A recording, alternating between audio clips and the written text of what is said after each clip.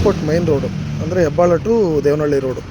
ಇವಾಗ ಒಂದು half an hour ಮುಂಚೆ ಹೆಬ್ಬಾಳದ ಹತ್ರ, ಹೆಬ್ಬಾಳದಿಂದ ಸಿಟಿ ಇನ್ಸೈಡ್ ಒಳಗಡೆ ಪೂರ್ತಿ ಈ ಹೋಮ್ ಮಿನಿಸ್ಟ್ರು ಏರ್ಪೋರ್ಟ್ ಕಡೆ ಹೋಗ್ತಿದ್ದಾರೆ ಅಂತ ಹೇಳಿ ಎಲ್ಲ ಜಾಮ್ ಮಾಡ್ಕೊಂಡ್ಬಿಟ್ಟಿದ್ದಾರೆ ಪೊಲೀಸ್ ಇಲಾಖೆಯವರು.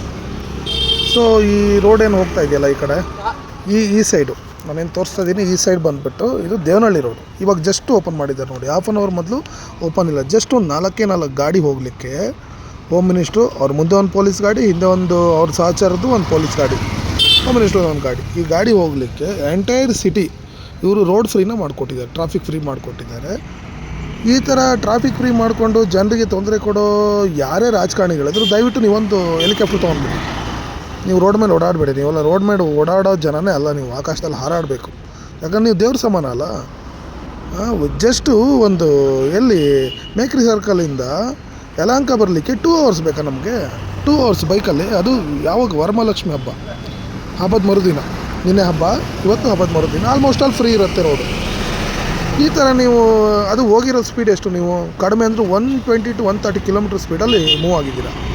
ಅಷ್ಟು ಸ್ಪೀಡಲ್ಲಿ ಮೂವ್ ಆಗಿಬಿಟ್ರೆ ನಿಮಗೆ ಇಲ್ಲಿ ಜನರ ಸಮಸ್ಯೆ ಏನು ಅರ್ಥ ಆಗುತ್ತೆ? ಹೆಂಗೆ ಗೊತ್ತಾಗುತ್ತೆ ರೋಡ್ಗಳು ಏನಾಗಿದೆ, ಏನು ಎತ್ತ? ನನಗೇನು ಕಾಣಿಸೇ ಇಲ್ಲಪ್ಪ ಅಲ್ಲಿ ಒಳಗಡೆ ಯಾರಿದ್ರು ಏನು ಅಂತಲೇ ಗೊತ್ತಾಗಿದೆ. ಎಲ್ಲ ಗಾಡಿಗಳು 110-120 ಕಿಲೋಮೀಟ್ರ್ ಸ್ಪೀಡಲ್ಲೇ ಮೂವ್ ಆಯಿತು.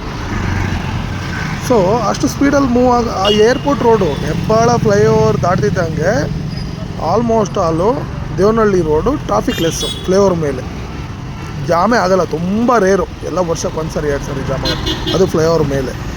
ನಿಮಗೆ ಅದನ್ನು ಫ್ರೀ ಮಾಡೋವಂಥ ಅವಶ್ಯಕತೆ ಏನಿತ್ತು?